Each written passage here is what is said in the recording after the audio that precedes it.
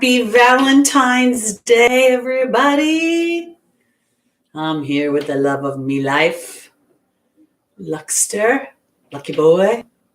Welcome, everybody. It's Valentine's Day here in the United States. Lucky wanted to come and say hi. Look at the peeps. All right, that's enough of Lucky. Good morning, Juan. How are you? Hope you're well. Okay, so we have an exciting day and an exciting week in some respects before things sort of, I think, kind of gel into place. Good morning, Victoria, Andre, Small Wildflowers. Good morning.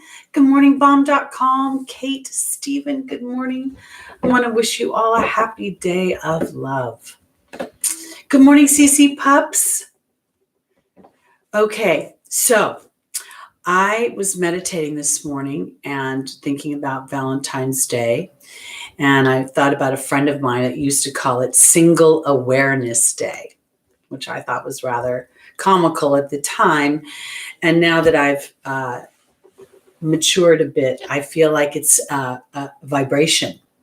So I started to say to Spirit, how can I help people feel thriving in their love life today? You know, when it's a day when I always laugh, because when I go into the market on Valentine's Day, there's always these guys in their slippers and their pajama bottoms and bedhead running in to buy bouquets of flowers in the floral department. So I have to laugh. So, Kate, that's cute. So anyway, so the reason I wanted to talk about this today is not because I wanted to belabor the idea of love in the sense of couplehood, but thinking about the idea of how do we perceive love? You know, I was thinking about Jerry Maguire, You Complete Me. And I've had a whole bunch of women, or I should say women, but people this week who have called and been sort of, as independent individuals, they're very bossy. And I don't mean that in a negative way, but being the boss of their own lives. And then as they get into a love relationship, they somehow disempower themselves. It's suddenly their vibration changes. So I was talking to Spirit about this, you know, and how we view love and how much we look to that other party to fulfill us in some ways. And as I was talking to Spirit about that, they really said, Teri, that's shaky ground. You know, when you're looking for someone else to fulfill you, to complete you, you're standing on a platform that is not only not a love vibration, it's really not fair to the other person because they have no idea how to do that any more than you do. So as we stand in this way of viewing love, kind of like, how do I want to show up?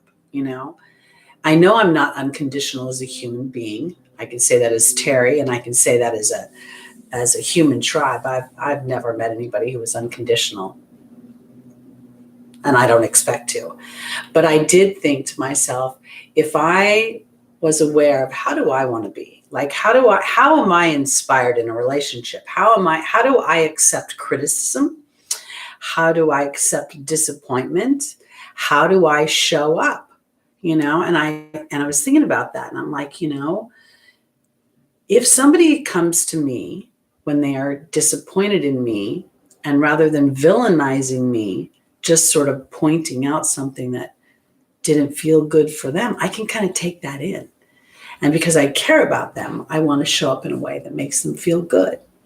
So on this Valentine's Day, when love is on the forefront of not only, you know, the commercial market putting all of this in front of us, you know, it can bring up frustrations in relationships, out of relationships, single or in a partnership.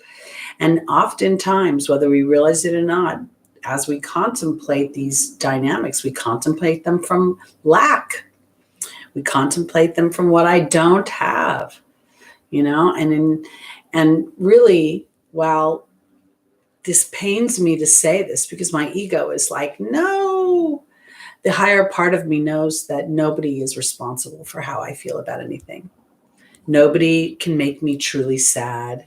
Nobody can make me truly happy. So how do I be elated and excited in love and at the same time know that that person isn't responsible?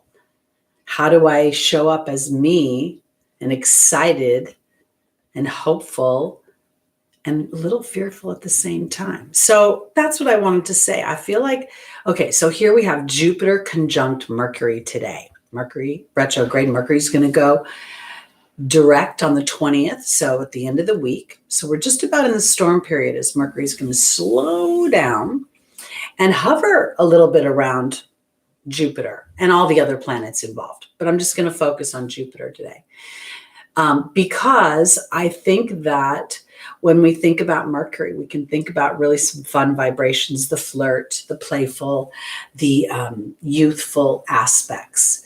And Jupiter in ancient times represented the husband, the mentor. So, and this is in Aquarius.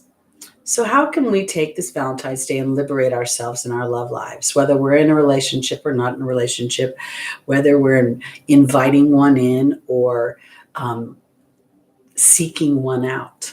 And I would like to offer you this. If you think about seeking and the vibration of seeking, it can have lack attached to it. So I want to offer you this week. How do you want to be in a relationship? How do you want to view yourself in relation to, like, how would you express yourself if you were displeased in a relationship? Because oftentimes all we focus in on is the person who's displeasing us. So how can I be inspiring? When I was in my 20s and I was doing things I probably shouldn't be doing, I used to think about my grandfather. And if I got caught, what would he think? And he was such an inspiring person to me. Even when he was not pleased with me, he always managed to see the best in me and remind me of the best of myself. And I think that's the key to love. It's not to be perfect or to expect someone to complete you, but to foster the best in ourselves so we can foster the best in them and thereby fostering the best in our relationship. And I do think in some ways that kicks in the law of attraction. So as we allow ourselves to see the best in our partners and remind them of that on their worst day, I know this isn't who you are or not who you want to be. So that's where I'm going with this. It feels like it gives a slant of love to me that allows for human frailties. It allows for vulnerability. It allows for me to take that whole perfection thing off the table and that whole expecting someone to be that I can't even be myself. That's kind of how I'm looking at it. All right, so that's what I want to say about love and the love vibration. I'm going to, Jules, last year was V-Day of Work Day. Everyone at the dental office got flowers except me. Oh no, that is a terribly crappy feeling. I got to tell you, absolutely. But it's also the time, you know what, when on your way home, you buy yourself flowers. And I love that you got yourself a heart-shaped pizza. That's so cool. Something you enjoy. Pizza's better anyway, right? Exactly. So that's the part about these days that you've got to start to also realize it's a commercial day. And we are being trained on some level to think if there isn't some acknowledgement of us on a day like today, that somehow we aren't as quite as significant. And that's not true. Okay. So let's go on to our readings for the week. Oh, before I do, I'm sorry. I wanted to talk. We have our first Saturn-Uranus square. I didn't bring it up in the title because I feel like this is going to be something that lasts for a while because these are both slow-moving planets. And this is going to happen 3 times throughout 2021. So, and today being Valentine's Day and going into this week where Mercury is going to ask us to reflect and to review even as it stations. So that may feel like an even stronger energy. I almost might feel compelled to want to reflect on how am I receiving love and how am I giving love? How am I, because I there's this weird, if I look at me, I somehow see you. Some dog is going crazy outside. I don't know if you can hear it. A little distracting. Lucky's getting distracted. Oh, there you see him go. Anyway, so I just kind of want to put it that way because I really feel like there's some sort of key to that. You know, there's some sort of key to how I receive love is how I expect love. And if I start to really give life to the idea that how do I inspire? How do I not inspire in an inauthentic way? It's more like giving what you want to. I know what it is. It's Gandhi. Be the change. Be the love you want to receive. And in doing so, focus on that. And if for some reason somebody is not capable of that, then there is no bad person. There's no villain here. It's just about moving towards the vibration that better serves you in a love life. Okay, so now we're going to go on to, I was talking about Uranus, Saturn. Geez, look at this Mercury retrograde messing with my mind. I can't even tell you guys how many things Mercury messed with this time for me. Communications wise, computer wise, blah, blah, blah. It's been fun. So Uranus square Saturn 3 times, a theme, very strong theme of 2021. How are we going to break down the old structures, but not burn the house down? This is a full down to the studs renovation, but we're not reframing the house. We're just moving things around a bit. So as we give life to this idea that, and this may be very much where I'm going in my love life. For those of you that want to invite love in, intimate love, I'm talking partnerships. It's Valentine's Day. So as those of you that want to invite in that love, imagining how you would show up in that loving situation and to reflect a little bit about how well you are able to retain the independent part of yourself that is cruising along fine when you're not in that vulnerable place of feeling the joy and exhilaration and empowerment and beauty of love. I think that's the little bit of the elixir. When we fall in love, at least initially, we're so gassed up. We're so like walking on air that our vibration attracts these experiences that support that. People will tell you look beautiful. Out of nowhere, a man will open a door for you, or a woman, I guess. Just things start to happen and we think the world is magical. And then the heightened feeling of that, when that first disagreement, lack of alignment, when the excitement sort of wears down, the rosy colored glasses come off, then we start to inadvertently look at the other person and say, how are you showing up for me instead of how am I showing up for us? So Uranus is asking you to liberate yourself from some old viewpoints you may have about love. I think this week, I'm just going to throw it out there. I think that Jupiter representing expansion and wealth and the ancient representation of the husband in your astrology chart. So, or partner. Let's just look at it that way. Because, we're defining love differently now. So I think there's opportunities here. And rather than feeling like we're being struck by lightning or having a nervous breakdown because of it, rather embracing the compassionate nature that love inspires. How do I want to be towards you when you don't make me happy? Because I'm showing you how I want you to be towards me when I'm not making you happy. And nobody's going to make anybody happy. So, meaning you really can't make someone happy You can make them happy in moments. You can make each other happy. But for the long term, if you're looking at someone else to make you happy, you are on a slippery slope and you are setting that person up for failure. And that's not love at all. So that's where I'm going. Let's use Uranus to liberate ourselves. It may cause a little bit of a funky feeling, I got to say, because sometimes, you go into these homes and you start to renovate and you tear down the drywall and you find something in the foundation that's not quite where you wanted it to be, but don't be afraid of it. Just embrace it. Go, great. Now when I do it, I'm going to put in the proper piping. And all of this is the house of your heart.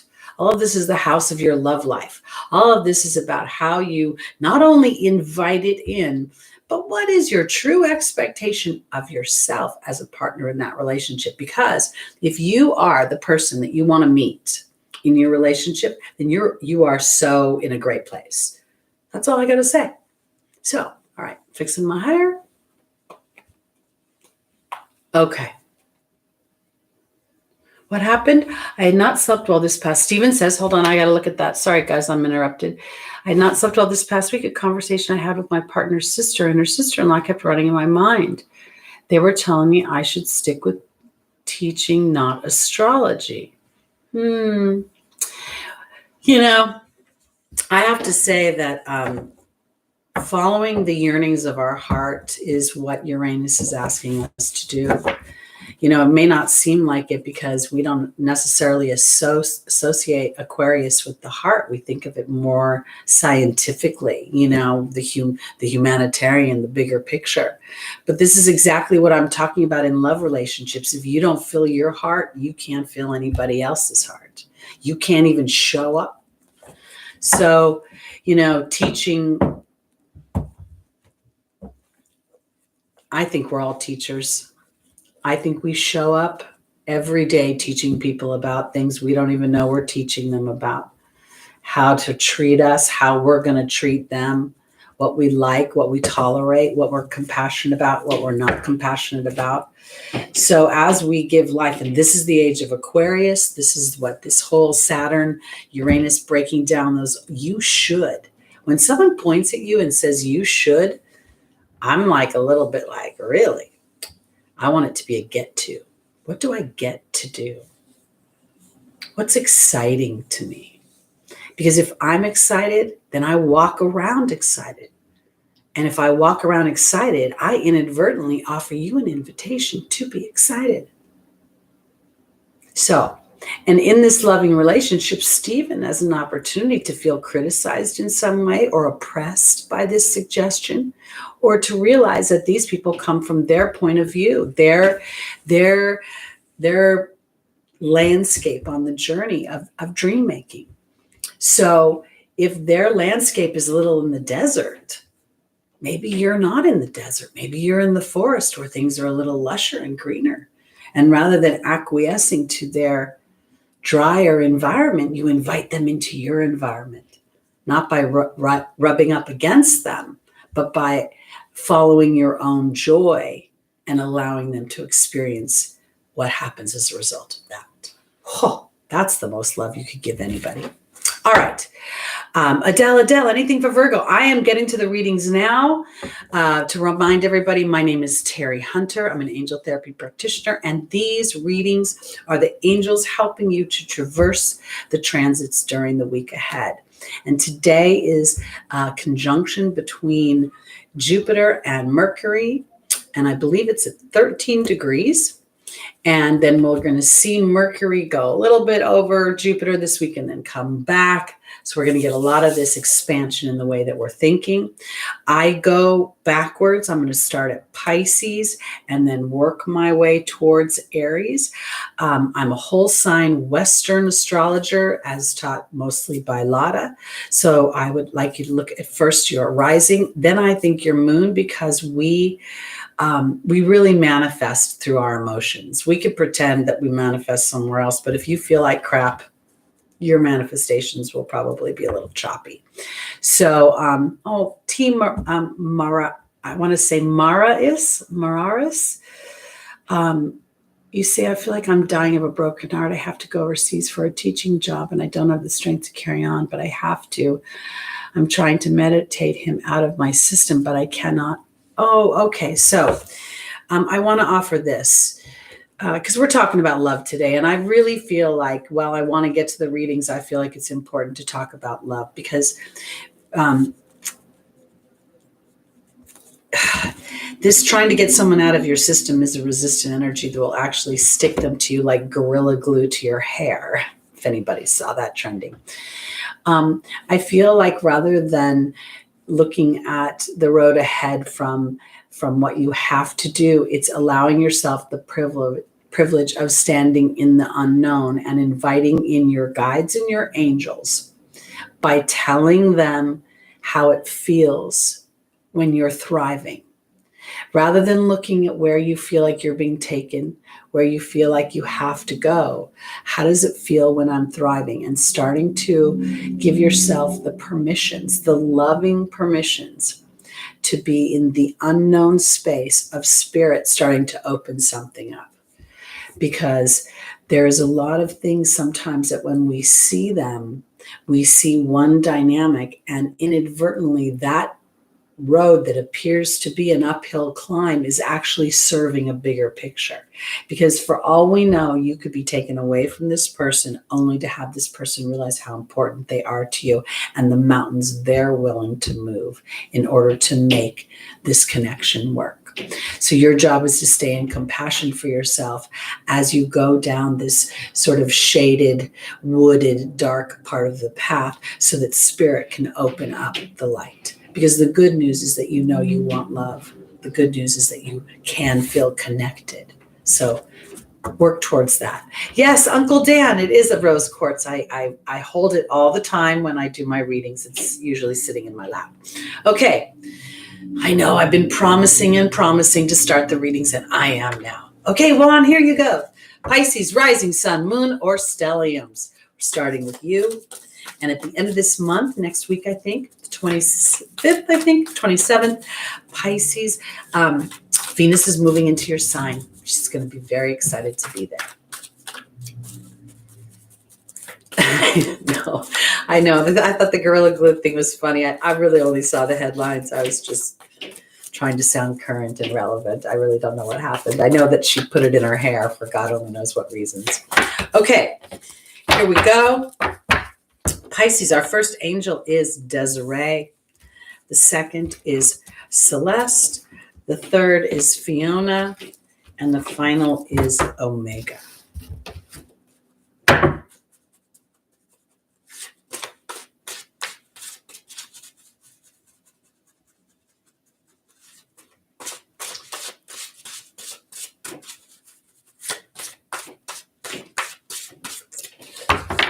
Welsh roses, sage, and sweetgrass. You know, if that's where your heart is taking you, maybe spirit is actually having you clean that space out to open space for more alignment and people vibrating with you and at your frequency as you've evolved to a new level. All right, Pisces, Desiree joining Desiree is the novice in the foundational position. Celeste is being joined by the dog, which represents unconditional love, loyalty, and sincerity. Fiona is being joined by the mystery card, and Omega is being joined by the cow. I'm very focused on intimate love this week, you guys. Whether you are currently in a relationship or single, that doesn't really feel like it's relevant. It feels like it's a bigger picture here because for my Pisces, Desiree is saying conditions aren't favorable right now. And then we have the novice, which is talking about unstable new beginnings, skill without practice. And I want to offer it this way because I don't think that these conditions are outside of yourself. What Spirit says beyond conditions not being favorable is to wait and look into other options and ask the angels for help.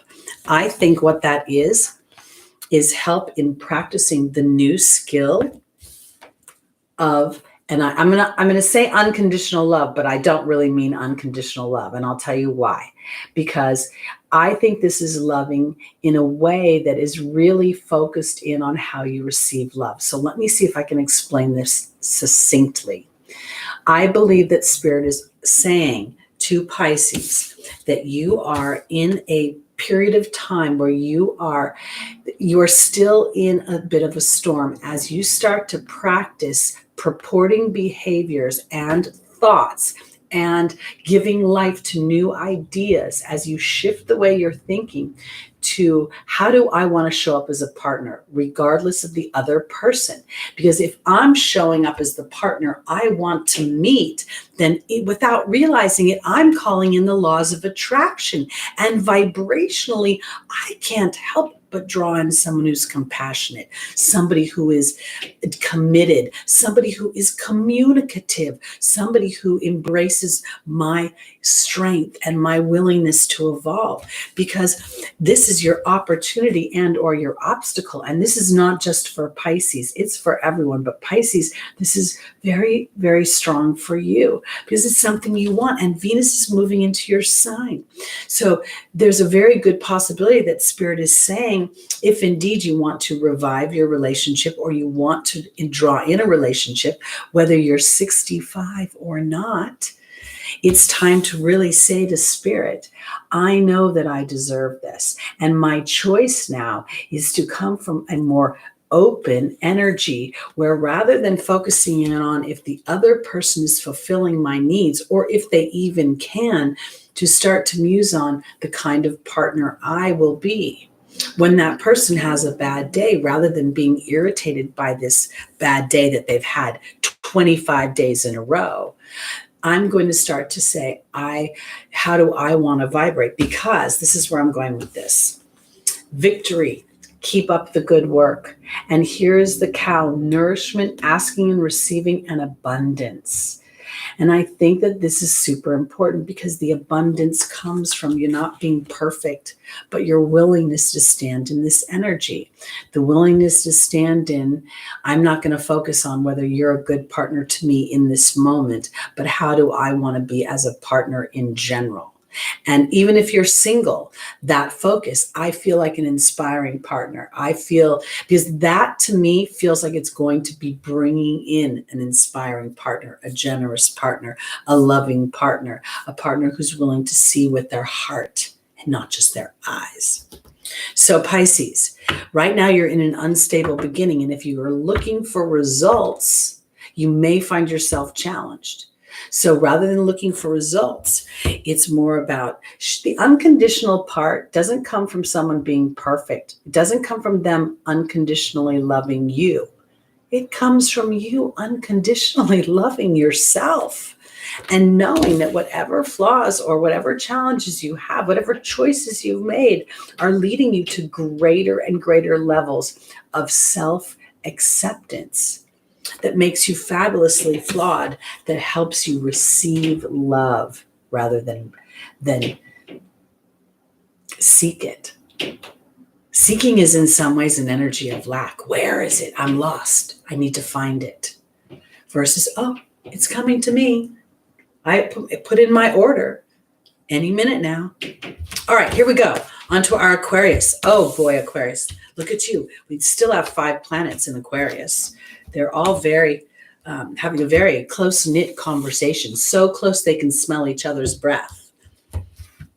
I hope it's good breath. Okay. Let's see what's happening.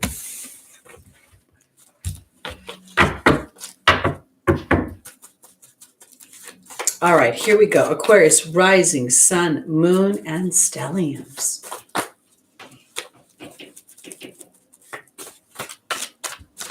Do a good shuffle. I love Montana. I've been to Montana, and I was thinking about Montana this morning.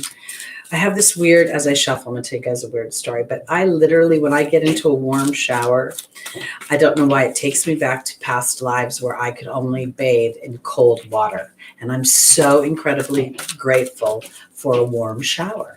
And then I thought about being up in Montana this morning because there are the hot springs up there.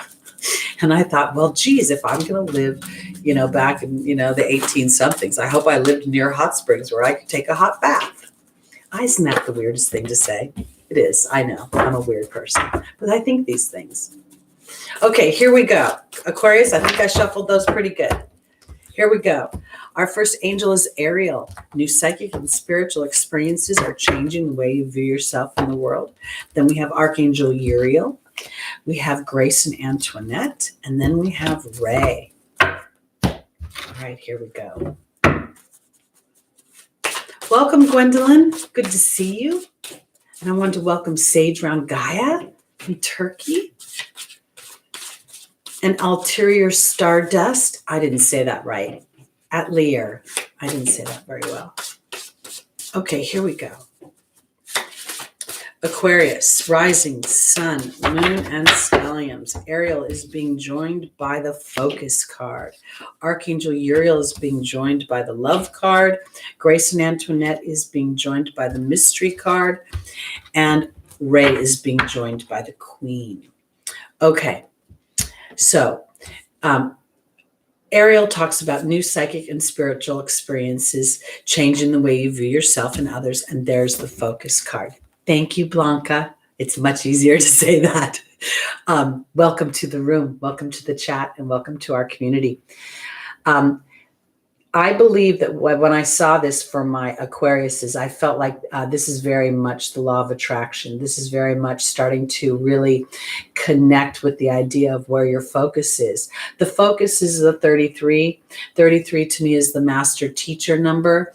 And I feel like this is where Uranus is so beautiful within your, as your ruling planet, because it's allowing you to innovate yourself, to continue to be in a place where you are able to anchor in certain concepts and still be open enough to evolve within those concepts. Because, funny thing, I believe that what's happening, Archangel Uriel deals with frustration, and this frustration is in love. It could be anger. It could be unforgiveness. But what I feel like our whole theme of today's show, today's meeting, our community, is to see how we show up in love. What kind of partner are we? Because I believe that that's how we create the huge shift that then invites in the balanced love that fuels us. Because it is an exchange of energy. So the opportunity here is, rather than to be frustrated in your love life, is to see, where has my focus been? Because it could very well be on what is frustrating me. And that's a very natural and human thing to do. So rather than trying to go into the solution of what's been frustrating me, I think it's about having compassion. And I don't think it's about necessarily having compassion for my partner, but having compassion for myself as I try to muddle my way through this in the highest vibration that I can muster. I hope that makes sense, because the choice card, or the mystery card, is to me human choice. It's the free will that God and the angels, tell us that we have. And Grace and Antoinette is the angels of compassion.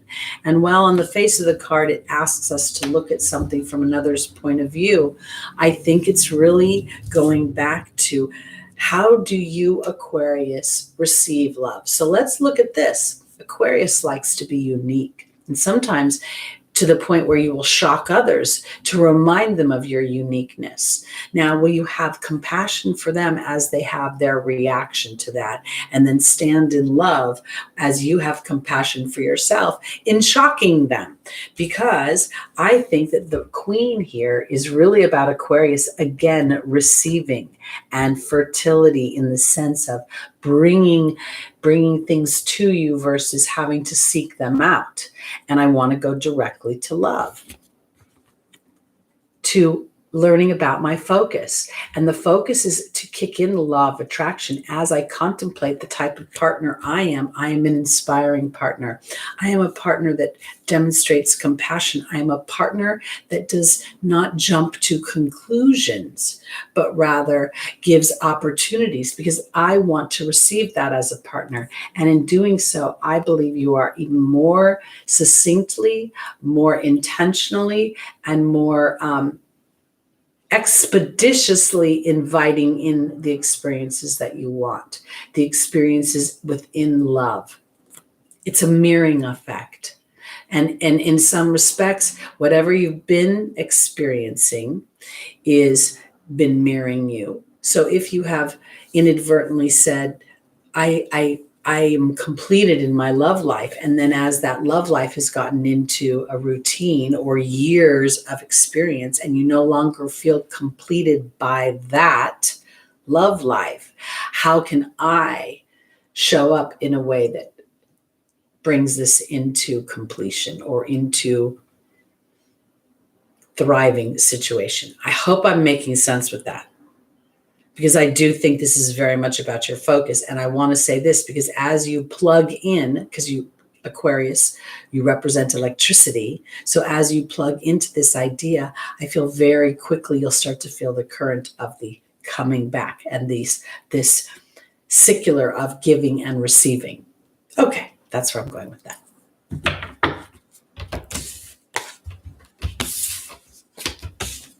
On to our Capricorns.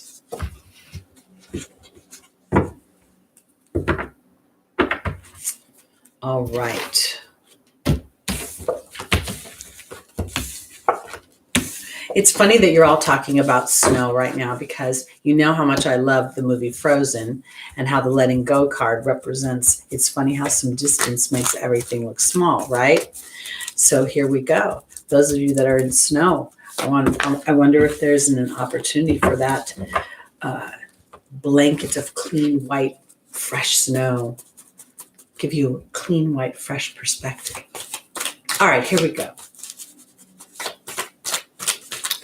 We're on to Capricorn, rising moon, sun, and stelliums. And I would think this is going to be, in some ways, a powerful week for you and period of time, a year for you, as Saturn, your ruling planet, is once again asking to be liberated. And in partnership, because both Saturn and Uranus rule Aquarius. So there is some sort of cooperation between these planets, even if they seem polarizing in how they do things. And I feel like it is in some ways both Aquarius ruled people or Uranian ruled people and Saturn ruled people look for the commonality, how to take the old structure and to build new on it rather than wiping them all out. Okay, Capricorn. Our first angel is Isabella. Yes, the timing is right for this new beginning. Athena talks about lovingly asserting yourself that it benefits others. There's Uriel talking about helping you release anger and frustration. And there's Seraphina. A happy change is coming to your family. Did I do something? You guys are all in snow and I'm not. It's been cold here, 48 degrees, brr. And I have no heater. See, can you see the sign that says danger? Don't put the heater on. I'm trying to point at it right there. Okay. Capricorn, Isabella is saying the timing is right for you to start to get into your intuitive body and to really check into your feelings and ask the second question, not the first question. The first question may be a knee-jerk reaction to how you feel, and that will be Saturn ruled. Ask the question a second time and see if Uranus doesn't show up. Remember the square. That's what I'm talking about. The tension that brings illumination that also can, yes, you can build a round house, but a foundation has 4 corners. Okay, Athena says it's safe for you to lovingly assert yourself in the way of receiving things. I want to offer it this way. This reception is not about something entitled to you, but rather this idea that things come to me versus having to be the goat going up the hill and traversing difficult terrain. Because in the angel's advice, Uriel is asking for you to look deeper into how well do you trust that you can receive. That rather than thinking, in some ways, if you're ruled by Saturn, you're going to think, I've got to work hard before I earn anything. I don't get nothing's for free. And in some respects, Spirit is saying, I don't know about that anymore. And it's time for you to lovingly assert yourself, because free is not about free, because it costs a lot to believe in yourself. It costs a lot to believe in something that you can't see with your eyes. And people will come in and say, are you sure? All right, here we go. Serafina is saying that a happy change comes to your family as a result of you learning about your focus. This is something I think is really, really powerful and has been a theme for Capricorn for quite some time. So, because Capricorn inadvertently will look and see and focus in on what they see in the 3D world. And now, yes, the timing is right for you to start to check into how you feel about things. And as you feel about things and you move towards things that feel good, things you lovingly assert yourself towards, things that make you feel like you're the queen in your own life, you're the king in your own life, you're the master of your own domain, then you will start to trust a bigger picture, and the frustrations that you have felt will start to turn into tools that will identify where your focus has been. And when you start to see yourself getting frustrated, you'll realize you're in the problem, not the solution. So as you move into the solution is how I feel about something. And it's not about always having the answers to how to get to that feeling. It's just being able to identify the parameters. And then Spirit will start to bring in situations, ideas, conversations. You'll hear something on the radio that will then illuminate a bigger picture. Okay, so that's where I was going with Capricorn. Thank you, Rasmus. You're so generous. Thank you so much. I appreciate it. I always feel so much love from all the way across the world. So thank you so much. All right, let's go on to our Sagittariuses.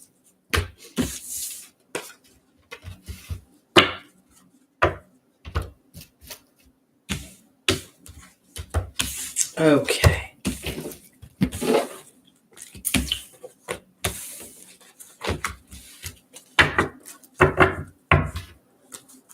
All right, here we go. Let me take a little sip of my tea.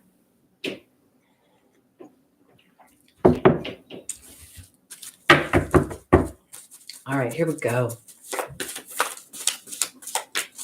Sagittarius, rising moon, sun, and stelliums. Your ruling planet is having a really fun conversation with Mercury. Not just today. Today they're exact. Today at 13 degrees, to me, they're talking about truth. They're talking about how willing they are to expand into the deeper truth. And they're asking, is it my truth or is it someone else's truth? And they're like, you know what? I think it's my truth that I want to start to stand on. Oh, congratulations to the royal family. Is that Kate and William having a baby? I haven't seen the headlines. Okay, here we go. Sagittarius. Our first angel is Archangel Michael. The second is Athena. The third is Mystique. And the final is Serafina. Well, that's very interesting. The second and the fourth position are the same for Sagittarius as it was for Capricorn.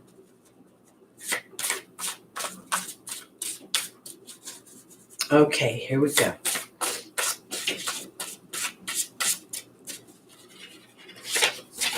Oh, I may have made an assumption. There could be Eugenie, and it could be that a whole other branch. I didn't even think of that. Okay. All right. Archangel Michael, who in this particular case is asking Sagittarius to have courage in love. I want to say that because on the face of this card, while Archangel Michael is known as the great protector, he is also here asking us to have courage in love. And this kind of goes back to what we were talking about earlier, rather than focusing in on what the other person is, what the other party is, what the other dynamic is. I don't have love in my life. Love is hard for me. Whatever's outside of yourself, come back in. Because Athena is, I'm sorry, I laughed. Here is the horse. And the horse for me, what is the horse rule? I mean, with Sagittarius, okay. Going in a new direction, lovingly asserting yourself into a new idea. It doesn't have to be an idea that you are convinced of. It just has to be an inspiration. And that inspiration is, can I tell a new story? Is it possible that there's a new story out there? Because the bear talks about the enchantment of storytelling, not just my history. And in some ways, this guy kind of reminds me of the Fool in the tarot deck. He's looking up to the sky. Is he looking up? Well, he's dancing along, not really paying attention to where he's going. And I feel like Mystique is saying to keep charging ahead, to expect miraculous solutions. And this is where your history serves you. This is where you actually feel empowered, Athena, moving into a new direction. And look, we've got two horses here, right? Both heading the same direction, towards the left. And I think that's kind of funny because it feels like we're heading in the same direction as we empower ourselves past our history and into a new story. Because Seraphina is saying there's a happy change to your family, and that comes through the dragon.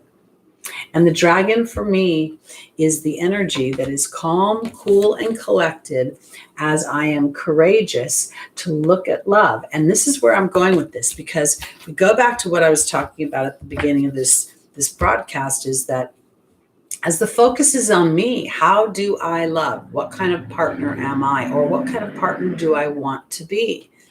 In times, I've said to so many clients that one of the things that's so important to me is to meet somebody that when I'm having a bad day remembers who I am on a good day, rather than crucifying me for a bad day. So Sagittarius, rising, moon, sun, and stelliums. This is a week when you really get to reflect Mercury conjunct Jupiter on how courageous you are in your love life, and how much are you willing to move into a new direction to assert yourself for how you feel in your love life, because you're about to tell yourself a new story, and your history is about to empower you to greater things in the way you feel, because you're going to be powered, not because you are sure, but because you are confident and feel powerful in being courageous in love. And that, again, that courage is not because you're betting on somebody else. It's because you're betting on yourself. All right, let's go on to our Scorpios.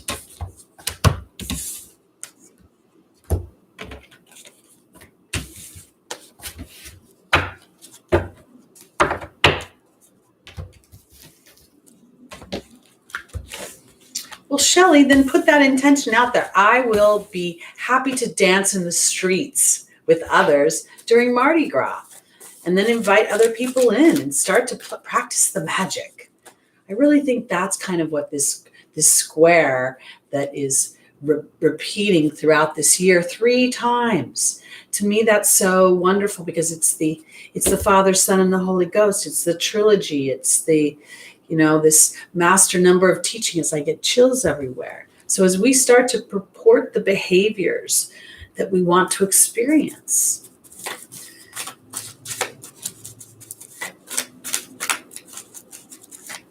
that's the thing. If I look on my youth, I wish sometimes I was braver.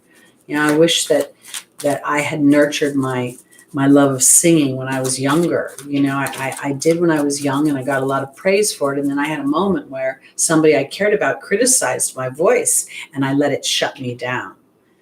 And so I feel like this self-love of awareness of how do I want to show up for me? How brave do I want to be? How courageous do I want to be for me? Takes the pressure off of you to deliver for me. You're never going to love a perfect person, and you're never going to love somebody who can fill you up. The truth, you can fill yourself up, and then they can add to it. They're like the lime to your tequila shot, baby. I don't know who the salt is. I'll figure that out later. Okay, Scorpio, our first angel is Athena. The second is Adriana. The third is Daniel, the angel of marriage. And the final is Archangel Uriel.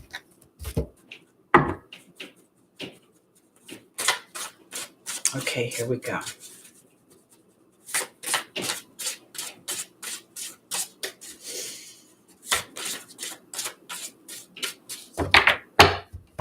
Athena is being joined by the Bee card. Adriana is being joined by the Eagle. Daniel's being joined by the Focus card, and Uriel's being joined by the Restriction card. This is very interesting because I'm going to pull one more card for Scorpio here, just because this is a little bit challenging. Okay, I want to put it this way. Scorpio is, ruled by Pluto, and Pluto digs deep, and Pluto feels deep. Pluto is intense, super intense. And I feel like when I'm looking at this spread, this is very much paying really, it's playing to the square between Uranus and Saturn, because I believe that it's time to lovingly assert yourself, Scorpio, into what your depths of your belief in love is. I'm so focused on love, and the marriage card is in here, so it's absolutely about love.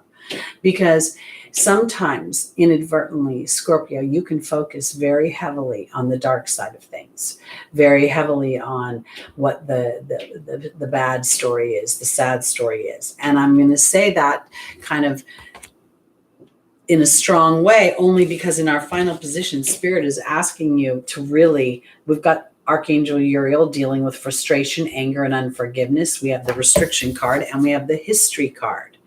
So I feel like if you are a person who has had, and we've all had challenges in love, but if you're telling yourself, this always happens to me, I always go around this, why is he or she always like that? You're kind of going to have to ask yourself a bigger question. And in some respects, are you allowing yourself to be led to greater heights of love, or in some ways have you gotten stuck in a loop of I'm going to say it this way, because I got to go to Daniel and the Focus card.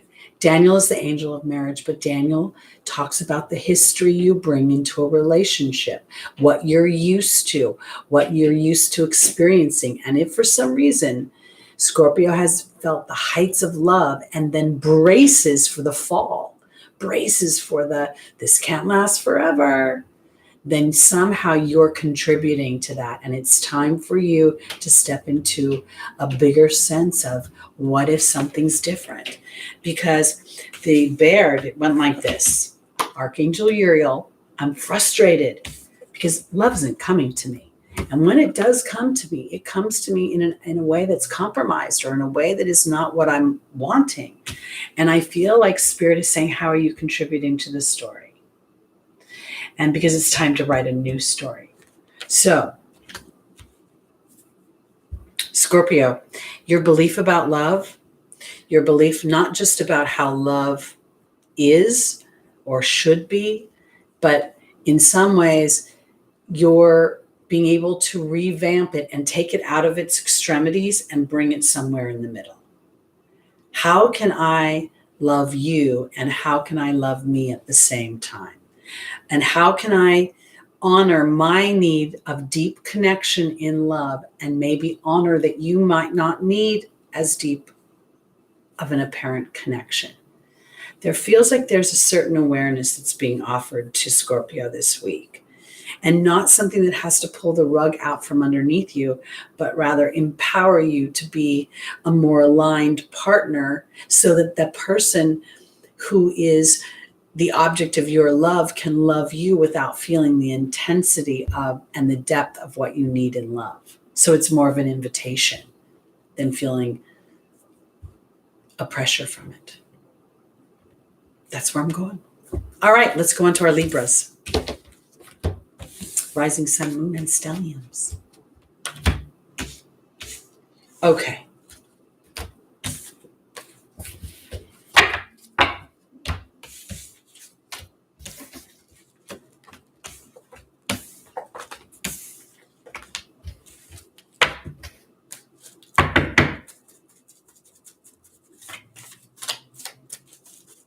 here we go.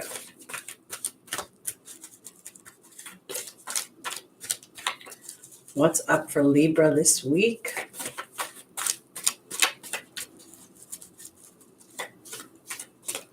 It's funny, I was thinking about how Valentine's Day is just dominated by the color red.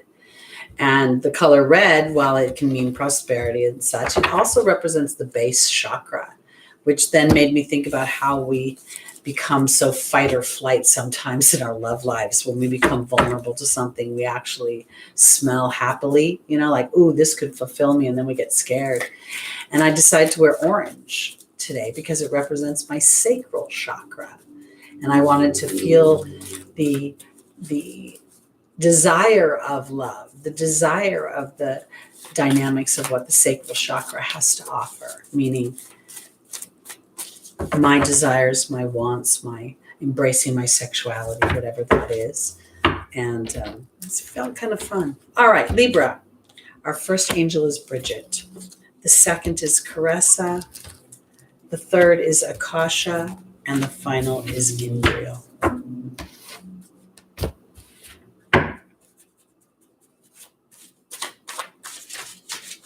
Hello from India. I'm just going to say Chandra, and then the rest I don't know if I can say. All right, here we go.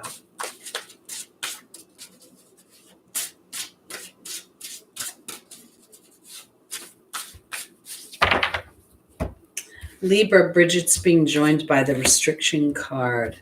Caressa's being joined by the birth and the rebirth card. Akasha's being joined by the dragon. And Indriel's being joined by the Baird. So I'm a Libra sun. I don't know if you guys know that. And I have been really, I don't know why I've been thinking about it. Maybe it's because I'm 61 years old and wondering if I'm ever going to, actually have a partnership. And, it's funny because when I asked the question, will I ever have a partnership? It felt so disempowering. It felt like I was standing in somebody else's skin, to be honest with you, because there is a part of me that wonders if I truly want partnership. If there's a part of me that thinks I want it so I sound normal to the outside world. Because, we as humans, we're pack members, but not all of us need to be in a couplehood.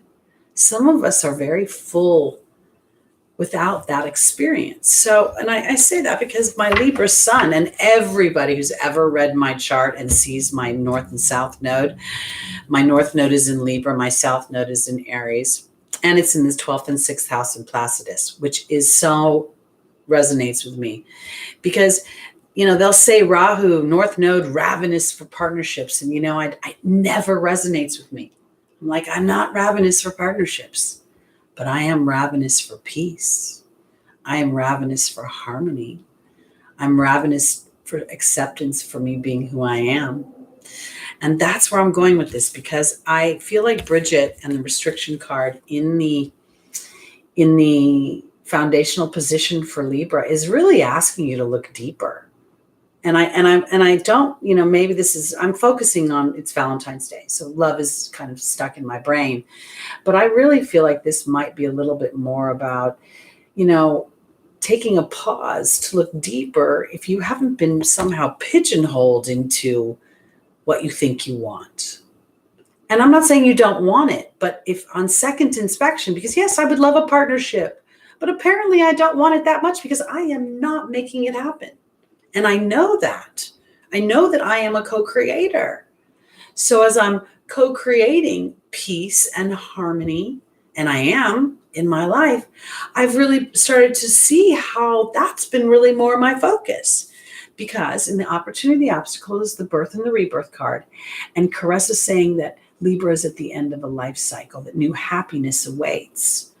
And I think that might be because as you've reflected on what you really want, you may think that some things that you thought you wanted, you didn't want as much. And I don't think it's negative, because in the Akasha is in the angel's advice. The spiritual teacher card also talks about having the ability to counsel others. And here's the power and strength card. I'm a Libra sun. My job, what I do for a living, is truly to counsel others. I don't think of myself as predicting your future. That would disempower you as a soul, with your own intentions and your own. All I can do is see your momentum. And as a result of that, I can empower you to, if your momentum is working towards you, because this is where I'm going with this. Libra, you may very much enjoy the idea of helping foster compromise in others, harmony, peace, and all the more Venusian dynamics, not just partnership of a man and a woman, not just partnership in a business, because in the final position is Indra, the light worker, and there's the Baird. The Baird is about the enchantment of storytelling, but it's about history. And so I think there's maybe Libras evolving as well. Saturn is exalted in Libra, which I thought was kind of funny, because Saturn's dutiful, right? Saturn does things, who wants to be in a Saturnian relationship? And I was looking at that from a negative point of view, meaning something I had to do versus something I wanted to do. And then I started to think about the flip side of Saturn's endurance and Libra being fair. Maybe that's why Saturn likes and is exalted in Libra, because there's fairness there. And the fairness comes because Saturn does not care what your focus is. Saturn does not care what you're working hard at. Saturn just wants you to work hard at it no matter what. So if you move into what you love and you're willing to purport Saturnian endurance, then you'll be rewarded for it. So I hope that made some sense, because what I think that this week is about, and today's conjunction between Mercury and Jupiter in conversation with everybody else in Aquarius. The Sun, are you being a leader in your own innovation? Saturn, are you willing to work hard at what you love? The 11th house represents our hopes and desires. And I very much feel there's this kind of weird cooperation between these houses that are supposedly in opposition. They just remind me of a warrior pose in yoga. And the more you push out, the more you're pushing in resistance, the stronger your stance is. So, Libra, look deeper. Take a pause. Allow for a rebirth in this new chapter. And in some ways, allow yourself as the teacher. Evolve past the small definition of what Libra represents and broaden it. Start with a new story in the enchantment of storytelling through the illumination of the light worker. Okay. All right, here we go. On to our Virgos. Rising sun, moon, and stelliums.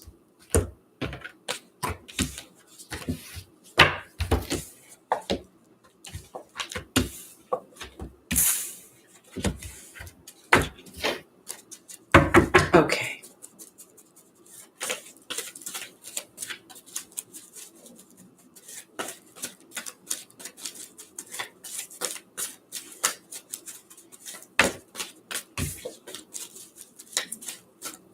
All right, here we go.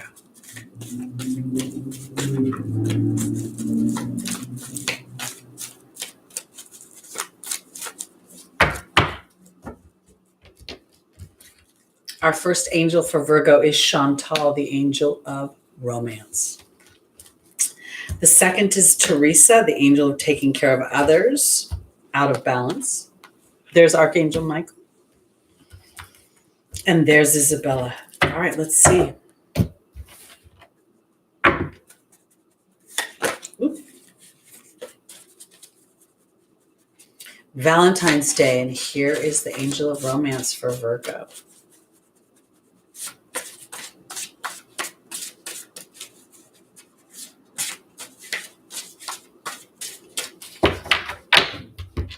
Joining Chantal is the protection card. Joining Teresa is the letting go card. Joining Archangel Michael is the owl. And joining Isabella is the Wealth card. Okay, the very first thing I thought about when I looked at this is not that Virgo is being protected from love, but that there is an opportunity for you, Virgo, rising moon, sun, and stelliums, to enter into a new relationship or the resurgence of a relationship, but in a way that is very, because protection is, I get the vibration of it, but I don't think it's like protection in the sense of something negative happening, as much as it's about allowing the idea of how you define relationships. And that could be from a practical sense. It could be from a place where you want people who are more dependable in your life. I feel like there's a Virgo mercurial aspect to this that on some level Virgo gets to surrender to. It's almost as if you have been so busy assessing your own love life through a herd, through an expectation, through how other people's do their love life. And now it's time to rewrite that. There's the letting go card, and there's Teresa. So, this is where I want to say, as I have, and I've had this conversation with some people before, but as I contemplate my love life, I don't know if I want to cohabitate with somebody. I've lived alone for a long time. Almost every night, I wake up at least a couple of times and wander through like old bones in my house. And I don't know if I would like it if I had to creep through and worry if I was waking someone up, or if somebody was, what are you doing? And so I think to myself about, relationships. I imagine two people sleeping in the same bed, two people sharing the same bathroom, All those things don't sound all that attractive to me anymore. So this is where I'm going with this. It's time to rewrite your love life, Virgo, the way you want it. This is, remember, let it go is really let it go from the movie Frozen. It's funny how some distance makes everything look small, and the fears that once controlled me can't get to me at all. It's time for me to see what I can do and stop paying attention to what other people think, what other people want. And on some level, because Virgo is, if Virgo is considered practical and dependable, who are they practical and dependable to? Of course, themselves, but also to others. So your viewpoint of others, your considering others, makes sense to me. Sixth house is the sign of health, of work. So there's a relationship dynamic to it because other people are always involved. So the reason I'm saying that is because I think that Spirit is saying, Archangel Michael is saying for Virgo to have the courage to decipher between what works for you and what doesn't work for you, and allow yourself the privilege of some sort of hybrid of that. It kind of is akin to what Stephen was saying earlier about his in-laws, suggesting he go back to teaching rather than do astrology. Because to me, there is something about Virgo's vibration that still has a hangover of what's expected, how to be dependable, what is truly practical, and then starting to rewrite what practical really is. Because in the final position is the Wealth card, and Isabella saying, yes, the timing is right.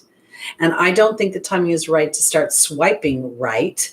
I think the timing is right to think that, oh my God, Saturn square Uranus, maybe I can have a relationship with somebody who doesn't even live in my county, doesn't even live in my state, and yet we could have the most amazing relationship. I knew a couple of people who actually didn't even live in the same hemisphere. They met across the world from where they both resided as individuals. And their relationship did not take off. It was, they had both been in this other country on business and met just, randomly. They exchanged emails and went a year of just, hey, how are you? Is everything well in your part of the world? And then found themselves again, because of business, in the same place. This started a romance. To the best of my knowledge, they never moved into each other's countries, but rather met at varying intervals around the world. So they traveled together, and they got a lot of very strong and concentrated time together, but they also got to live their individual lives. So my point for Virgo is this: This protection card and the idea of romance is not protection from a negative situation as much as it's protection from an old, antiquated definition of how love should look. And now maybe it's time to stop looking at how other people define it and how it should be, and allow yourself to innovate your love life and to have the courage to know that there's a wisdom to that. And that maybe the old ways aren't as actually 50% divorce rate as productive as everybody wants to think they are. And in doing so, you open something up. You open something up that you could never have imagined. And in that, I feel harmonious wealth. That's what this is to me. It is never straight up money, because money really does not bring happiness. It's what we do with that money that can bring us happiness, and the people we get to celebrate making that money with. All right, let's go on to our Leos. Sign of love itself.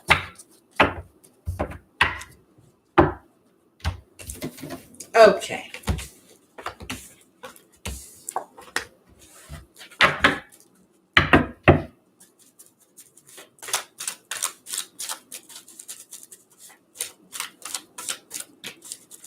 Leo, rising sun, moon, and stelliums. This is for you.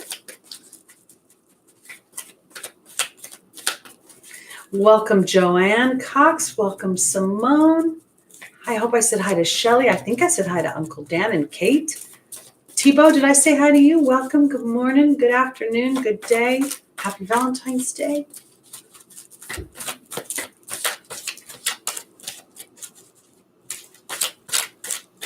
I got Lucky a Valentine's Day gift. He was so excited. I got him a finger toothbrush for me. I got him some new toothpaste gel. Yeah, he wasn't excited about that. But I did get him some treats too. He's having a dream right now on his bed. Okay, here we go. Leo, our first angel is Rosetta.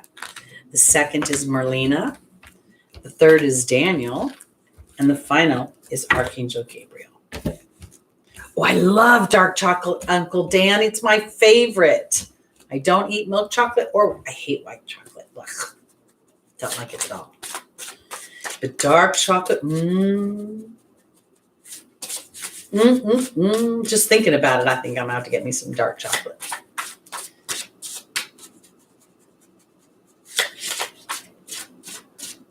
Oh, Shelley, that sounds divine. Elder house, kitchen in the middle. I love it. Okay, here we go. Rosetta is being joined by the love card. Woohoo! Merlina is being joined by the water fairy. Daniel's being joined by Merlin. And Archangel Gabriel's being joined by the wasp. This is an interesting energy, and I will draw a clarification card because the wasp is a very challenging energy. Oh, and we have the spider. Okay. All right. So, when I started this broadcast, I was talking a lot about partnership and how we show up, right? Shelley, romance for for Leos. I want to offer it this way, because in the foundational position is the love card and is Rosetta. Rosetta talks about parenting, teaching children, guiding children.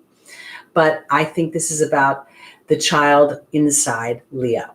And I think that this love card is more about purporting a childlike innocence and excitement.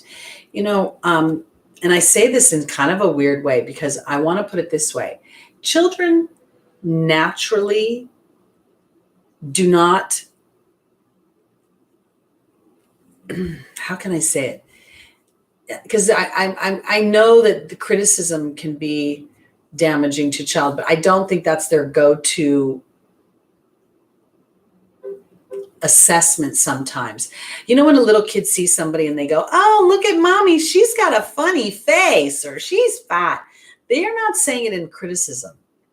They're just observing things. And this is kind of where I'm going, because it's not about saying something mean. I feel like it's more about being in this sort of vibration of innocent blundering. I don't know why I want to say it that way, but I think I do because of this combination at the end here. All right. And let me tell you, of the square between Saturn and Uranus. So while it's in some ways, very favorable week, there could be some challenges. And I say that because Leo may be a little bit challenged. Merlina's about confusion, and there's the feelings. So you may be feeling love for somebody, and you may not be 100% sure if indeed they are having feelings back for you. And it may be triggering your history in love. And because I don't want you to act on your history in love. Merlin offers alchemy, justice, and balance. Daniel's the angel of marriage. So I feel like take a little bit of a pause, because Archangel Gabriel is talking about insecurities here. The wasp is talking about a stingy energy. And then the spider is about partnerships. So I guess what I'm trying to say is, for my Leos, take a minute before you react to something. Take a minute before you express yourself, and that expression may be based on a viewpoint that is not completely correct.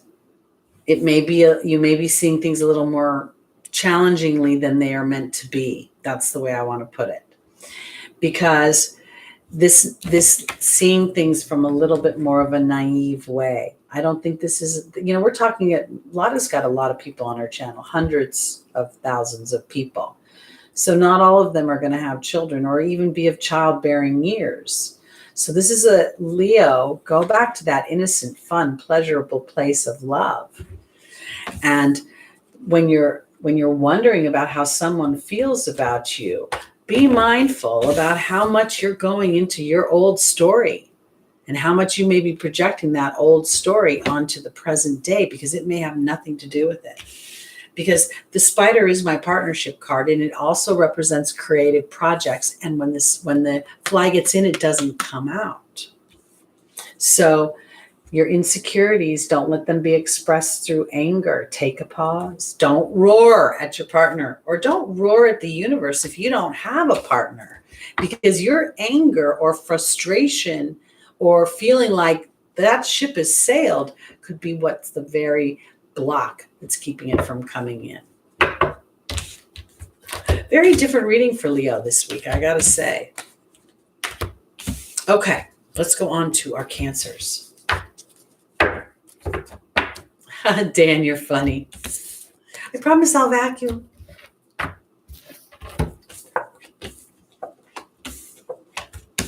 Oh, Divine Knowledge, happy birthday.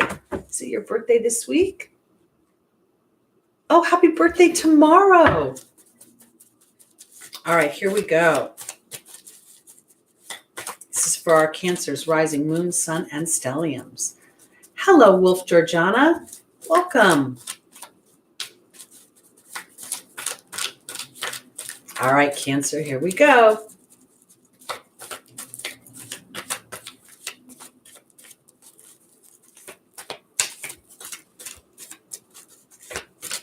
We'll give it a good shuffle. Good morning, Tamika. Good to see you. All right, our first angel for our Cancers is Archangel Raphael. The second is Rochelle. The third is Celeste. And the final is Layla.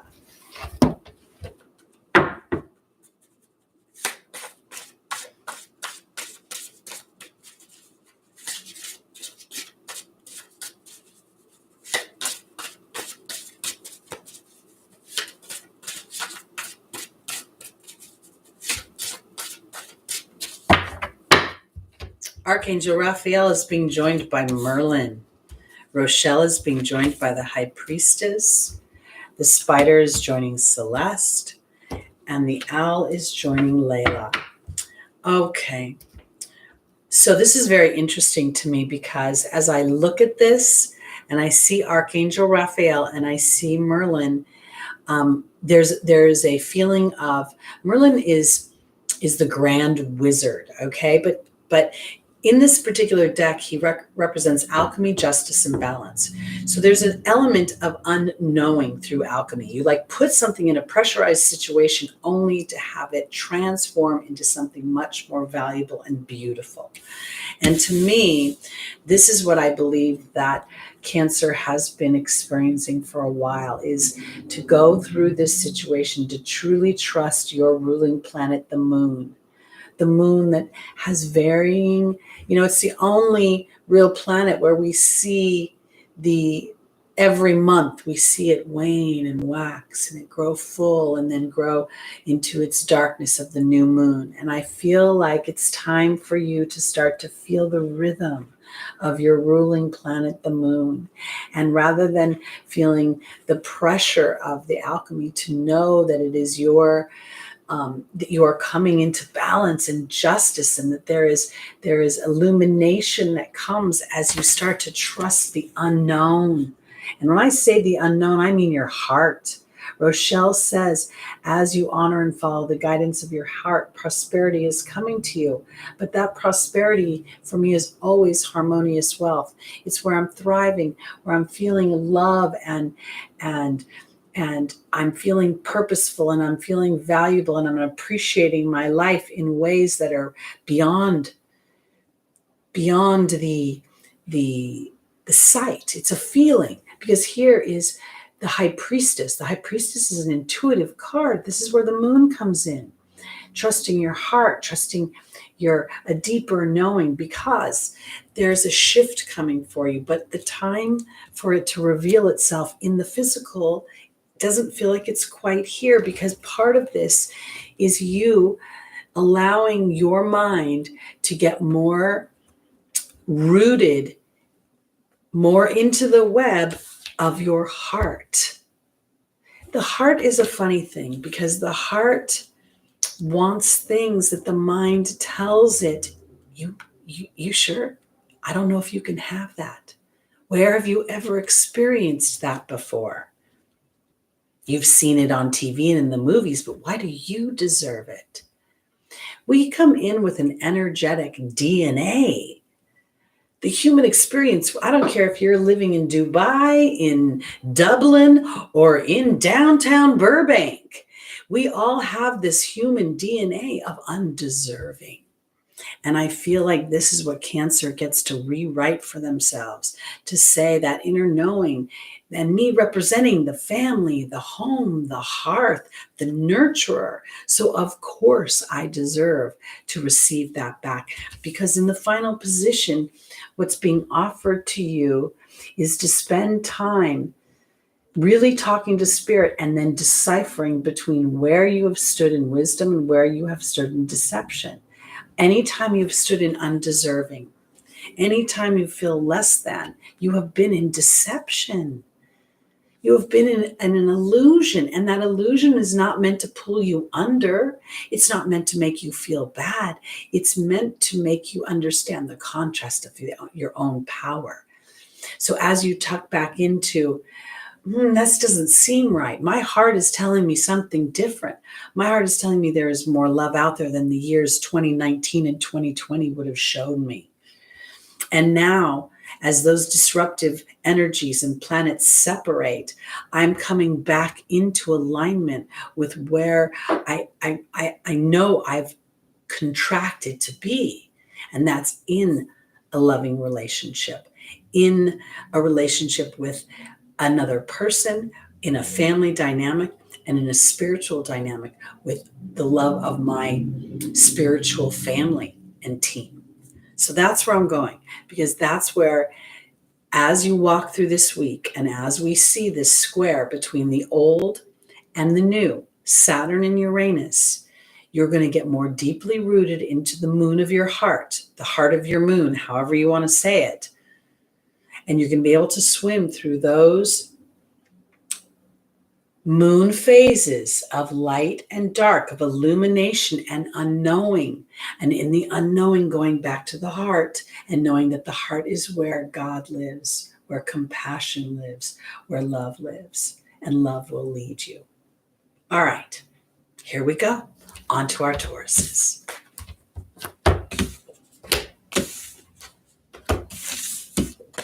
You know, I've been watching the media. You guys know I watch a ton of television. And if I'm not watching into it, I'm listening to it, or I'm listening to YouTube videos. And I love Cesar Millan. I used to watch The Nanny and all these kind of, reality shows that were teeing people up to their vibration and their energy. And when I think about it, these shows have been on the air for at least a decade now. And as we're entering the 2020s and we see 2020 break down so many old systems, being aware of our vibration, aware of our loving vibration, and that loving vibration really equating to compassion for the journey of the human as it goes up and down in knowing and unknowing, then we stand more in alignment with where I want to put it in all the things that we want and all the things we want to experience. I want to put a name on it, but it's so much bigger than one name, one thing. So, all right, here we go. Taurus, rising sun, moon, and stelliums. Thank you, Gita. You can always rewind and go back to during the broadcast. I think you can. Did I skip Gemini? Oh. Thank you, Andre. Thank you. I would have skipped Gemini. You're absolutely right. No, small, I'm on Gemini. I went right from Cancer to Taurus. I don't know where I was going. But Andre saved me from myself. Thank you. Taurus will have to wait. Gemini. I love being fabulously flawed. I have to tell you, it took me a while, but I've embraced it. All right, here we go. You should see the first time I told that to somebody who I worked for. I basically said to this lady who was my boss at one time, I'm fabulously flawed and I've been to therapy and I'm over it. So you need to get over it now. She looked at me like I was crazy, but I'm sane. All right, Gemini, our first angel is Archangel Michael. Our second angel for Gemini is Opal. The third is Layla. And the final is Adriana. No, Amy, you didn't. And Andre saved us, saved Gemini, and Juan from having to have screwy timestamps.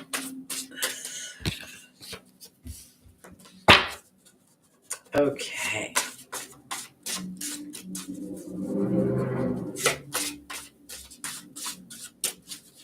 Let's see what Archangel Michael wants you to have courage about.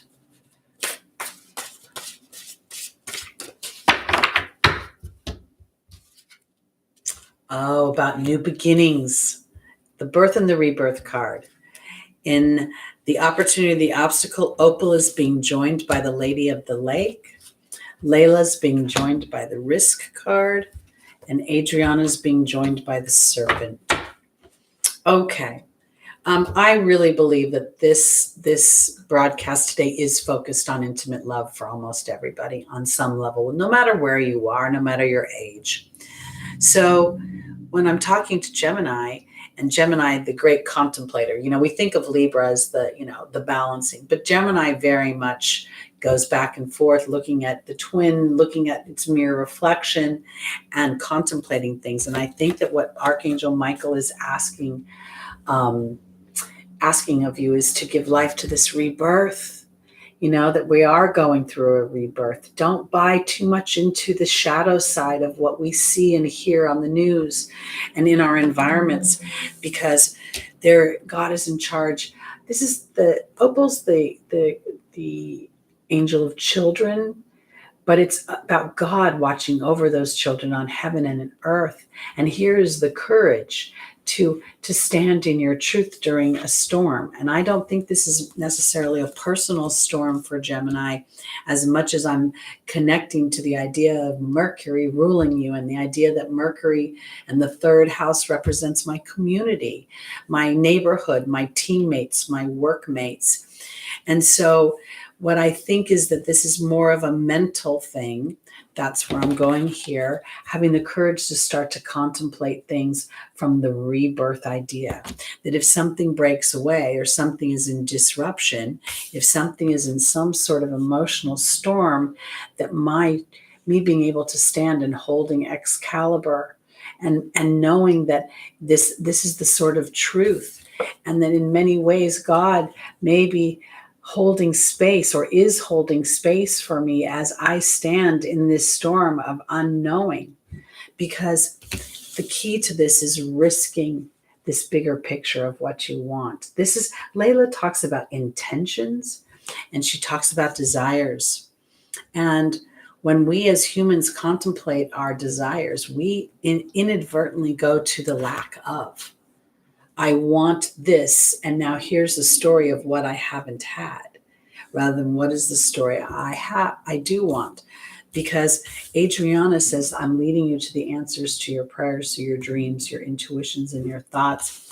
And then we see the snake, which represents healing and knowledge, but that's the rebirth card. I believe for my Geminis, very much so, that there is something that is in your wheelhouse, that is in your momentum, your vibrational momentum. And as you stand courageously in this rebirth, and that is where it reveals itself in small pieces rather than one big piece.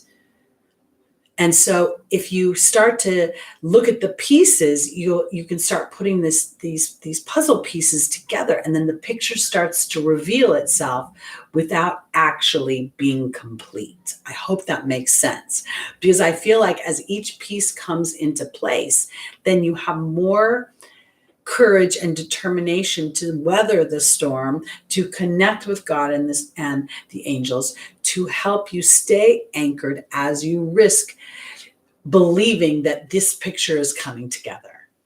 That's where I'm going with that. It's beautiful.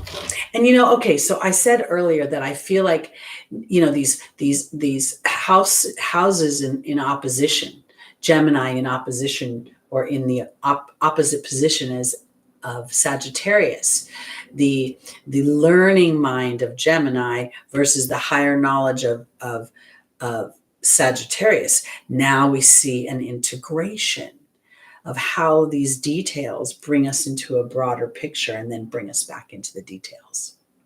I know it's this weird feeling of breath as I breathe out and I breathe in, as I contract and let out the toxic air and then breathe in the fresh air. It's the same feeling of it. Only this time it's with your mind. It's with your connection to spirit and your intention. And it becomes something that as you do it, feels like it gains momentum. Hence the picture coming together more succinctly. Okay.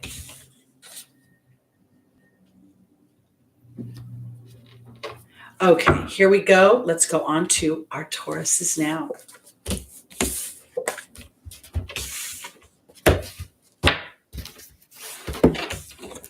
Hi, Ken-chan. So glad you could make it here. Happy Valentine's Day to you. I'm glad you're here, King David. Thank you for joining us. We're here every Sunday at 11 a.m. Pacific. All right. I'm a Taurus Moon and an Aries rising. That should tell you a lot about me, guys. All right, let's go. Taurus, rising sun, moon, and stelliums. Oh, and I have to say, and those of you that watch all the time, you know this, but I think Uranus is at like 7 or 8 degrees. My moon is at 9 degrees Taurus, and it is going to trigger us 2 grand trines. Can't wait to see how that plays out. All right, here we go. Taurus, our first angel is Layla. Our second is Xana. The third is is Daniel. And the final is Fiona. A lot of marriage cards coming up this time, and not marriage cards in the foundational position, but in the angel's advice. So this feels so much in alignment to this nudging I've been having all day about us looking at how we are as partners. versus looking at our potential partner or at our partner or the partner we want. It's like, who do we want to be? Am I gentle with my words? Sometimes when we get angry at our partners, we tend to take opposition to them. I don't know if we should do that. I think when we feel opposition, we need to look for commonality. All right, Taurus. Layla's being joined by the Serpent. Xana's being joined by the Water Fairy. Daniel's being joined by the Restriction card. And Fiona's being joined by the High Priestess. Okay, so Layla again talks about perspective, talks about intentions and desires, and there is the Serpent. And I'm not thinking healing and knowledge as much as shedding a new skin. Uranus has been traversing for 2 or 3 years now, well, going on 3 years, I guess, Taurus. And the early Tauruses have been feeling it the most right now. But those of you born later in the Taurus cycle, this is really an opportunity for you to use this Uranian energy, to use this square that's coming up, and to really not knock down the old structure, but really contemplate if that structure is serving where you want to grow, where you want to go, and what you want to experience. Because your feelings are super important to Spirit, and they are being protected. But part of the protection that they offer you comes in your willingness to look at where you've been in your intimate relationships and take a pause. This doesn't feel like it's a restriction in relationship as much as it's asking Taurus to really look at what have your feelings been. So earlier I talked about, when we were talking about Libra, because I'm a Libra sun and it represents partnership, I was talking about I'm single, been single my whole dang life, everybody. And that singleness, there's a part of me that wonders if it's me, like, am I a victim of that singleness, or is that an intention somehow that I have? Like, and I say it in a way where I'm willing to take responsibility for my condition in relationship. And that's what I think Spirit is asking for Taurus, is that as you really spend time with your intentions, what has been your true intentions? What have you really desired to experience?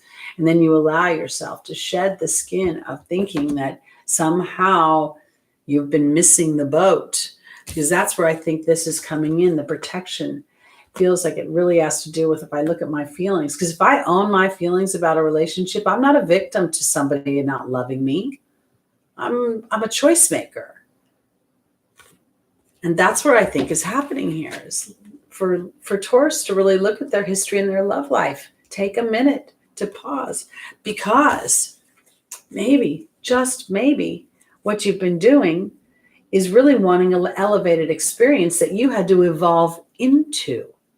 And I say that because, again, we're talking about focusing in on how am I as a partner rather than how are you as a partner. So when you're snarky and mean, do I match you and be snarky and mean? Or do I just say always, that person's having a bad day? I think I'm going to try to be more loving, because that's what I would want if I was having a bad day. So now that you've asked God and the angels for help, be open to receiving the true vision of what you want in relationship. And rather than continuing, Taurus, to focus in on what has been and what has not been, it's time to focus in on what you want, and to realize that maybe, just maybe, your bullish and stubborn intention, and I say that because I'm stubborn sometimes, I'm stubborn, and someone can apologize to me. If they apologize to me in the wrong vibration, I won't accept it. And then I get stuck on a technicality. And then I have to own a little something about how I co-create that relationship. So that's where I'm going with this. For my Tauruses, allow yourself to shed a skin. Allow yourself to look at your true intentions, and rather than villainizing them or being victim to them or feeling lack from them, Maybe you've been protected so that you could evolve into a vibration that would align you into a situation that would allow you to not only experience the partnership outside of yourself, but to be the partner inside of yourself. Okay, on to our final sign, Aries, rising sun, moon, and stelliums.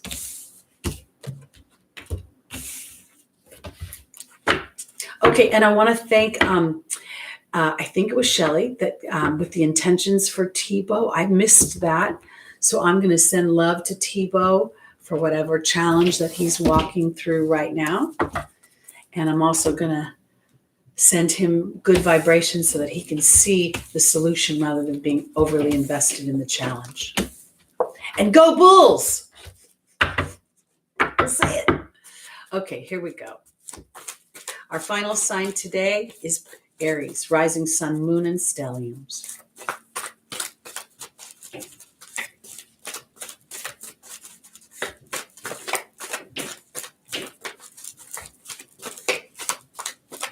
Didn't I just do Taurus? I just did Taurus, honey. Pink star, I just did Taurus. And now I'm finishing off with Aries. Okay, here we go. Our first angel is Seraphina, and then Layla came out with that. We have Mystique, and then we have Teresa.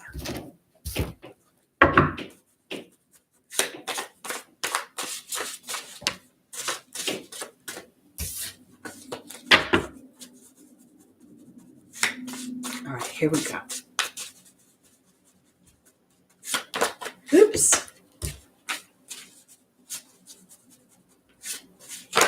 My goodness, let me just shuffle properly. Here we go.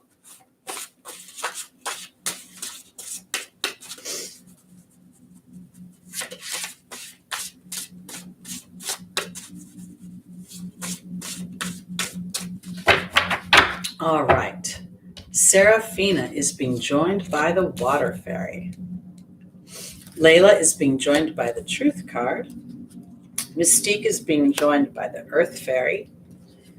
And Teresa is being joined by the Raven. I'm going to pull a clarification card on the final because just trying to figure out where we're going here. And we have the Baird. Okay. Seraphina talks about a happy change to our family. And then we have the Water Fairy. And when I looked at this, oftentimes I will imagine the Water Fairy as a part of my intuition and a part of my intuitive body. Interestingly enough, when I look at this, I feel like for my Aries, it's time to actually look into how much you believe that you can experience a happy change to your family. So let me put it this way. Lucky and I are a family of two, one dog and one human. And as an Aries rising, and when I contemplate being 61 years old and the viability of a relationship and where I am in my inspiration for a relationship, I could tell a very strange story to myself. I could say that things aren't ever going to happen because I feel like this is about Aries really looking at how much you are truly invested in what it is you want. If you want a happy change to your family, regardless whether that's adding to your family, just detracting from your family, moving to dynamics that would support more joy within your family, I feel like Aries has to really look at how you truly feel about that. Kind of dig deep, because this is where I was saying, when I was thinking about wanting a relationship and do I want one? Am I victim to not having one? What is the percentage of me wanting to intimately intertwine with another? And if I'm to get real with it, the percentage of that has been less than 10% for the majority of my life, except when I was a teenager and maybe in my 20s and early 30s when I thought, my whole life revolved around my hormones in some ways, because here in the opportunity, the obstacle is the truth card with Layla. And this is what I want to say. The truth doesn't have to be a conclusion of something, Aries. It doesn't have to be how it plays out. It's just one brick in the wall, I guess. And so now, this is kind of where I was going, I think, with Virgo, where it's time to rewrite how a relationship could be for you. Maybe, you've contemplated relationships from a dynamic of how the world does relationships. And in doing so, it doesn't sound attractive to you. And so you've had this push-pull feeling of wanting and not wanting. And I don't normally focus on every sign on relationships, but today just really seems to be hitting me home. And so I want to give Aries the opportunity to really think that there could potentially be a love interest that is aligned to you and says, you know what, I don't want to live with you either, honey. I'd rather live by myself around the corner. I'll see you Friday, Saturday, and Sunday, and adios Monday, Tuesday, Wednesday, and Thursday. And to me, that sounds perfect, because I feel like it's about getting clean. Getting really clean about your desires, not about can I see how they'll play out? Because Mystique is saying to charge ahead, and there, Aries, is the Earth Fairy. You can find it. There is somebody out there that matches your vibration that way. And then in the final position, which is interesting, this is what I didn't understand at first for Aries, because this is about other people and taking care of other people. And now, to me, this feels like Aries is saying, you know what? I don't care what other people think about how I run my life. I have magic in my life, and now I'm rewriting the story. Because this is what I've really, I don't know what will happen when I meet somebody that actually makes my tail wag, because it hasn't happened in so long. But right now, as far as I can see, I don't want to cohabitate with anyone. And if I do cohabitate with somebody, that house better be big enough for me to feel like I got some alone time. So if you think about how I said that, there's a lot of lack in there. There's a lot of old story in there. There's a lot of staving off something that wouldn't be vibrationally aligned to me. And that's what I think is going on with Aries. Got to look deeper into what my true feeling is. And then I need to start to rewrite that story from an opportunity where there is two people aligned to the same dynamic that may not be aligned to how the world works or how the world perceives things. Years ago, I worked with this naturopath, and it was kind of funny because one day this husband and wife came in to the office to, get a checkup and work on their health. And the wife said to me, oh, we've been married for about 6 months. And I'm like, oh, that's great. I was like 40 something at the time, and they were older. And then she said, but don't tell anybody we're married. Our children don't know we're married. We don't even live in the same house. We just know we're married. And my first thought was, how weird is that? And my second thought was, how fabulous is that? How fabulous that somebody would just allow themselves to define the relationship the way they wanted. I don't know how it played out. I don't know if they ever ended up cohabitating. But what I guess I'm saying for Aries and for all my signs is to rewrite your story how you want it to be. Because there's somebody else out there that might be doing the same thing, or is probably doing the same thing. And then as you start to rewrite your story and tell it the way you want, you start to kick in the laws of attraction. When you can focus in on how it feels for 17 seconds, and then another 17 seconds, and then a minute, you start to really kick in the laws of attraction that then bring in that dynamic. And then you think, oh my God, it's a miracle that I found you. How could it be that we both think the same way? I love you, don't want to live with you. That's just one example. It could be anything, you guys. So I want to really open up to liberating you. I want to really go into your love bodies.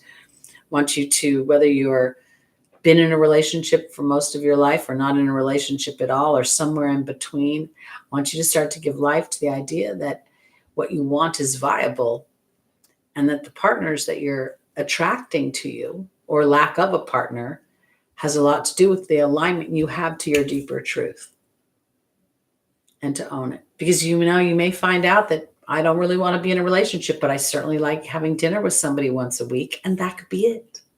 And that other person might feel just the same way you do. All right. So that's it for today. I want to wish everybody a wonderful Valentine's Day, whether you are engaged in the idea of what Valentine's is or not. I want to wish you all a lovely Mercury going direct this week. The rest of the month, the planetary activity is kind of status quo because all these planets are still sort of slowly creeping towards each other or away from each other. So that's it. I want to thank you all for joining me, spending lots of love to you or sending lots of love to you. And again, my name is Teri Hunter. I'm an angel therapy practitioner, Reiki master, intuitive guide, and empowerment coach. And if you'd like to book a reading with me, you can find me on Lada's website under the reader's menu. And I'll be back next week with messages from your angels for traversing the transits. Peace out, guys.